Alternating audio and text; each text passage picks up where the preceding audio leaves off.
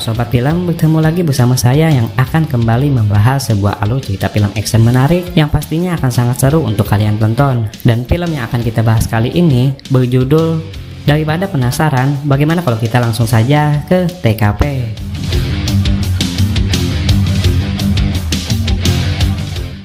Pada awal film ditampilkan seorang pria bernama Smith yang sedang duduk di bangku tengah bersiap untuk memakan wortel kesayangannya. Tiba-tiba dia melihat seorang wanita berjas kuning yang sedang hamil tua, sedang melintas berlari dikejar oleh seorang pria yang mengendarai Camaro hitam tua. Merasa kasihan, Smith kemudian mengikuti jejak pria tersebut yang ingin mengeksekusi wanita itu pada sebuah pabrik dan kemudian segera menghabisinya hanya dengan menggunakan sebuah wortel.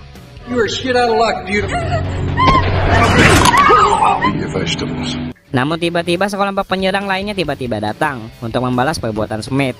Namun mereka semua kembali berhasil diatasi oleh Smith dengan begitu epik. Smith kemudian membawa wanita itu untuk bisa kabur karena dia terlihat akan segera melahirkan. Namun sial karena para penyerang yang terus berdatangan, Smith pun berubah menjadi dukun beranak untuk membantu proses persalinan wanita itu, sambil berusaha melindunginya dari sergapan para penyerang yang nampak dipimpin oleh seorang pria botak yang kita sebut saja sebagai Pak Tony. Oh, cool. One big push. Learning and learning makes a trap. Bravo. 10 for 10. That makes fire. Saat Smith, wanita, dan bayinya mencoba melarikan diri, wanita tersebut akhirnya terbunuh dan Smith pun tak ada pilihan lain selain melarikan diri bersama bayinya.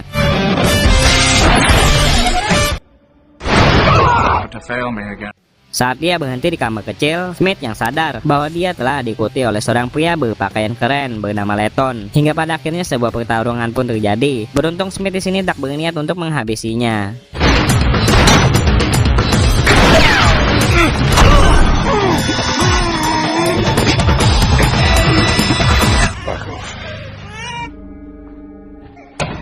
Mike yang kini kabur dengan menggunakan sebuah bus diperlihatkan menggunakan sebuah kaos kakinya untuk membuat sebuah topi untuk bayi yang baru lahir itu untuk membuatnya tetap nyaman. Smith kemudian memutuskan untuk meninggalkan bayi tersebut di taman dalam sebuah permainan berputar. Nampak seorang warga yang menemukannya dan berniat ingin mengambilnya. Namun wanita tersebut kemudian malah dieksekusi oleh Pak Tony yang awalnya berniat ingin menghabisi bayi tersebut. Oops.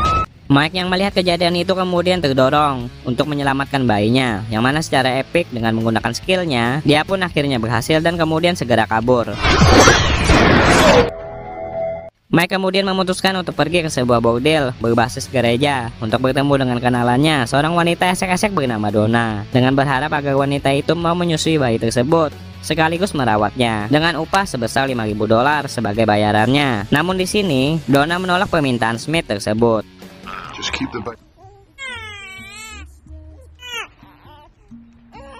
Di sisi lain, Pak Tony yang menyadari tentang bayi itu yang pasti membutuhkan sebuah air susu, secara kebetulan tiba-tiba meyakini bahwa Smith yang menurutnya akan pergi ke tempat esek-esek yang terkenal di kota ini juga memberikan pelayanan ASI berbayar untuk setiap bayi sebagai sampingan mereka. Yang mana sialnya, tempat yang kini mereka tuju malah mengantarkan mereka secara kebetulan ke tempatnya Donna. Pak Tony yang dijelaskan pandai mengetahui kebohongan seseorang, kemudian mencurigai Donna yang dia temui untuk mendapatkan informasi tentang Smith sambil terlihat menyiksanya.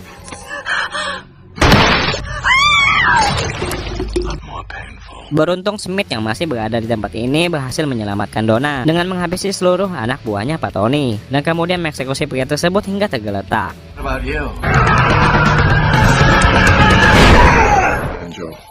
Smith kemudian pergi dari tempat tersebut bersama Donna dengan menggunakan sebuah mobil yang dia curi. Sementara itu, Pak Tony yang sebelumnya dieksekusi ternyata masih hidup berkat baju anti peluru yang dia gunakan dan kini terlihat mulai kembali mencari keberadaan Smith. Yang mana pada waktu bersamaan, Smith yang telah kabur terlihat mampir sebentar ke sebuah toko senjata untuk membeli sesuatu. Namun dikarenakan dia yang tak punya uang, dia pun malah berdebat dengan si pemilik toko itu. Donna yang menyadari itu kemudian malah bertindak nekat dengan sempat-sempatnya memberikan jasanya kepada seorang pria hidung belang yang mereka lakukan pada sebuah gang hingga nampak membuat Smith kesal. Namun walau begitu, semua perlengkapan yang mereka inginkan pun akhirnya berhasil terpenuhi.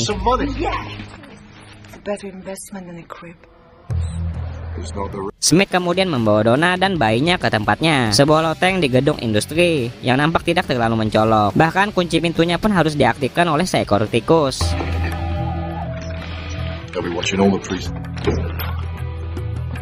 Di sisi lain, mengemudi bersama dengan dua asistennya, Pak Tony akhirnya tiba di gedung yang sama yang ada Smith di dalamnya. Di sini pun dijelaskan, Pak Tony rupanya adalah seorang konsultan perilaku forensik FBI yang begitu ahli dan selalu tahu apa yang akan dilakukan oleh seseorang. Karena alasan inilah, Pak Tony pun selalu berhasil menemukan keberadaan Smith. All the difference in this business. You think you should hang back? Di gedung tersebut, Smith nampak membuat popok bayi dari sebuah kertas koran dan kemudian memutuskan untuk memanggil bayi tersebut dengan nama Oliver karena alasan yang disukainya. Terlihat, hal kocak terjadi saat Smith dan Donna memperhatikan bayi itu yang menjadi tenang ketika sedang menonton musik heavy metal rock di TV dan menangis ketika seorang politisi berbicara di saluran lain. You should learn about guys. It's exactly that happens. Indeed, let's kill this mother. Tiba-tiba puluhan orang penyerang datang ke tempat mereka. Smith mencoba bertahan hingga membuat Donna berhasil lolos dari lift makanan saat Smith dan bayinya melarikan diri dalam hujan peluru yang sangat begitu epik.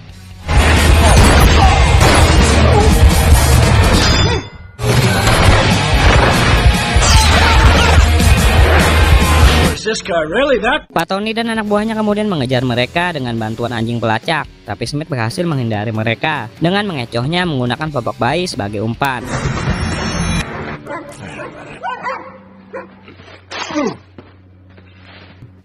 Smith kemudian membiarkan bayinya terbiasa dengan musik heavy metal saat masih dalam kandungan dengan membawanya pergi ke klub metal lokal. Mereka naik ke atas dan di sini malah menemukan orang yang telah meninggoy di kantor serta foto 3 wanita berpakaian kuning yang mana salah satunya adalah ibu dari bayi yang mereka bawa tersebut.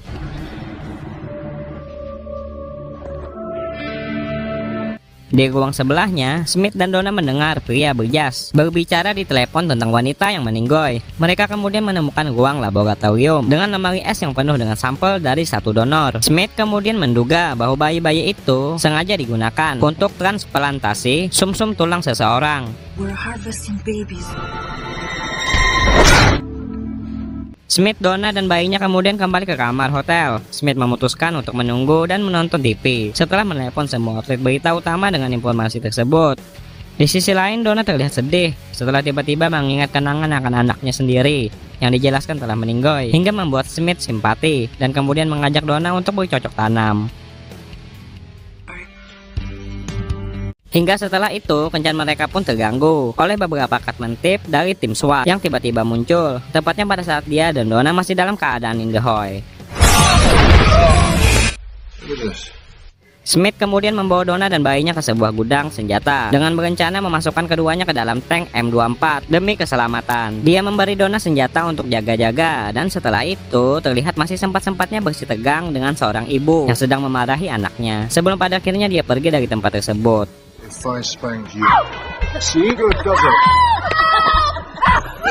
Setelah itu Smith bersiap untuk pergi ke tempat yang akan dia tuju bernama Hammerson Gunworks yang informasinya dia dapatkan dari sebuah senjata yang banyak digunakan oleh anak buahnya Pak Tony, yang mana di tempat tersebut nampak Pak Tony dan Hammerson sedang mendiskusikan jagoan senjata Inggris, sementara Smith bersembunyi di dekat gudang pabrik senjata untuk mendengarkan percakapan tersebut.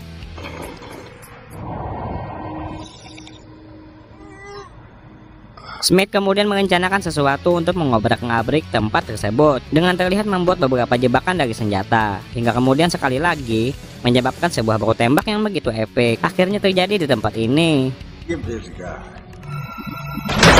Hold it! Hold it!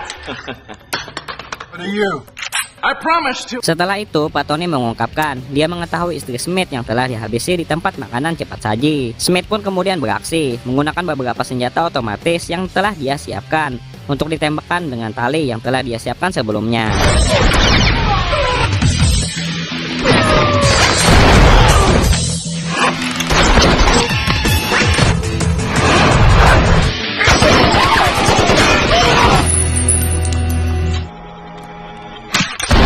Setelah itu dia pun kembali menemui Donna yang berada di tank. Smith menjelaskan kepada Donna bahwa Hammerson adalah orang kaya yang terlibat di sebuah surat kabar dia memperhatikan bagian depannya tentang halaman yang menceritakan seorang senator bernama Rutledge dan menyadari bahwa senator itulah yang membutuhkan bayi itu, yang juga dijelaskan berniat ingin membuat perusahaan Emerson bangkrut dengan tagihan senjatanya yang begitu banyak. Are you crazy? This means that we've got to get out of town. And on the airports. I'm going to check all of this out. Leave.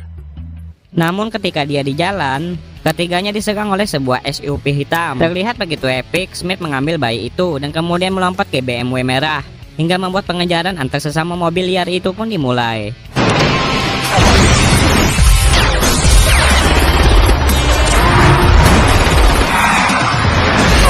Smith mengeluarkan SUV itu, tetapi bayinya tiba-tiba terjatuh ke jalan, yang mana secara bersamaan sebuah van hitam penuh pria bersenjata tampak telah tiba di belakangnya, yang secara bersamaan Smith menembak mereka semua. Tapi Pak Tony yang tiba dengan limusinnya nampak berniat ingin menghabisi bayi itu, yang kini terlihat berhasil dia lakukan. Namun kocaknya, bayi itu ternyata hanyalah sebuah boneka dengan tip recorder yang sebelumnya telah disiapkan oleh Smith.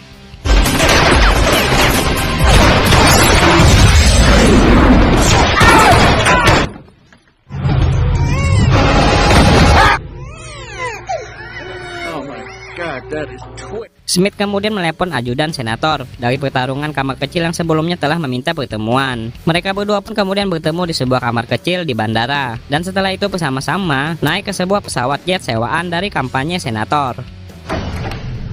Doing it now. Well, that's one way.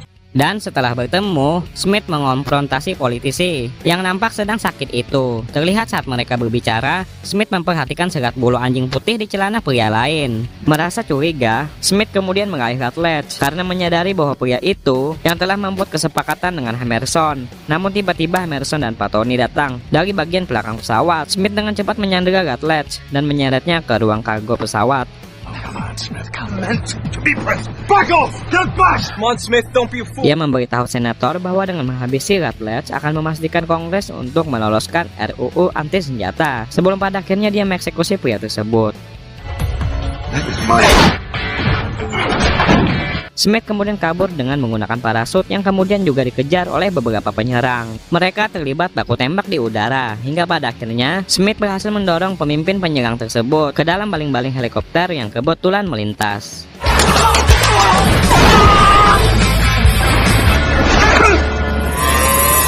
Setelah berhasil mendarat di tanah, Smith yang terluka kemudian berjalan menuju ke arah sebuah pabrik industri sambil melewati beberapa tumpukan jenazah para penyerang yang barusan dia lawan, yang mana di tempat ini Smith pun akhirnya terlihat pingsan. Dan saat dia terbangun, Pak Tony tiba-tiba muncul dan berdiri di dekatnya dengan sebuah pistol. Sementara di sisi lain, terlihat Donna yang sedang berjalan dengan hati-hati di depan sebuah gereja. Smith yang berhasil ditemukan oleh Pak Tony nampak disiksa, dipukuli dan diseret ke ruang bawah tanah. Di hadapan Emerson, Smith yang tak mau membocorkan informasi di mana keberadaan bayinya mendapat siksaan ganas dari Pak Tony dengan begitu kejam, dengan mematahkan jari-jarinya. Child, you'll be doing that.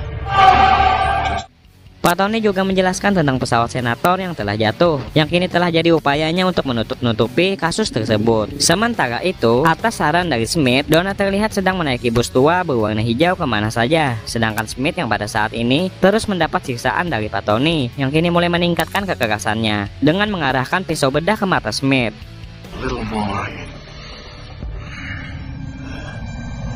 Namun di sini, Smith tiba-tiba berhasil membebaskan diri, memukul mundur Pak Tony, dan kemudian dengan cepat langsung menghabisi dua penjaga beserta Emerson.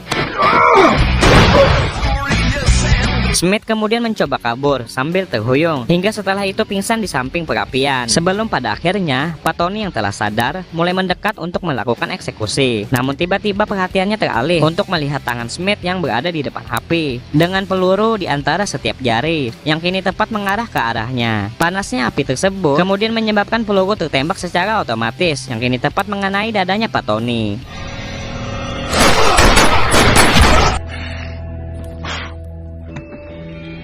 Melihat pria tersebut yang masih bisa bangkit, Smith pun kembali melakukan ultimate-nya, yang kini benar-benar telah menghabisi bapak-bapak tersebut.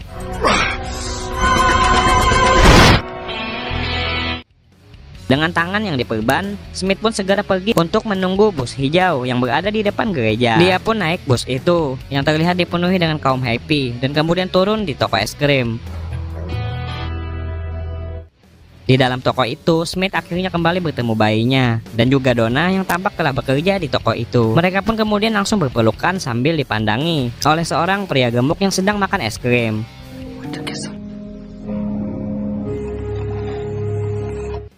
Sebelum pada akhirnya momen mereka diganggu oleh kedatangan beberapa perampok bersenjata lusuh yang tiba-tiba menerobos masuk. Tanpa banyak bacot, Smith pun langsung mengalahkan mereka semua dengan hanya menggunakan Walter sebagai alat bantu untuk menembakkan pistol di tangannya yang kini sedang diperban itu. Film pun akhirnya selesai, benar-benar ending yang begitu mengagumkan.